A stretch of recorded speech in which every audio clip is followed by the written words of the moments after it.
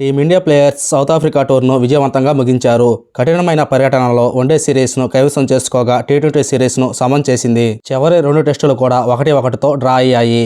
Indians men's cricket team ఇప్పుడు 3 మ్యాచ్ల T20 సిరీస్లో ఆఫ్ఘనిస్తాన్తో తలపడేందుకు సిద్ధమవుతోంది. 2 ఆసియా జట్ల మధ్య ద్వైపాక్షిక సిరీస్ భారతదేశంలో జనవరి 11న మొహాలీలో ప్రారంభమవుతుంది.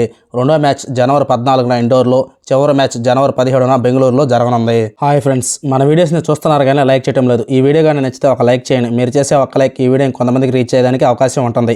అలాగే ఈ వీడియో చూశాక మీ అభిప్రాయాన్ని కామెంట్ రూపంలో తెలియజేయండి. బ్యాటింగ్ సూపర్ స్టార్లు విరాట్ కోహ్లీ, రోహిత్ శర్మ మళ్లీ భారతదేశం కోసం టీ20 క్రికెట్ ఆడేందుకు ఆసక్తిగా ఉన్నారు. నవంబర్ 10, 2022న ఆడిలైడ్లో ఇంగ్లాండ్తో జరిగిన టీ20 ప్రపంచ కప్ 2022 రెండో సెమీఫైనల్లో మెన్ ఇన్ బ్లూస్ 10 వికెట్ల తేడాతో ఓటమి పాలైనప్పటి నుంచి రోహిత్ శర్మ, కోహ్లీ భారతదేశం తరపున ఒక టీ20 కూడా ఆడలేదు. ఇప్పుడు రోహిత్ శర్మ, విరాట్ కోహ్లీ 2024 టీ20 వరల్డ్ కప్ను దృష్టిలో ఉంచుకొని పునరాగమనం చేసేందుకు సిద్ధమయ్యారు.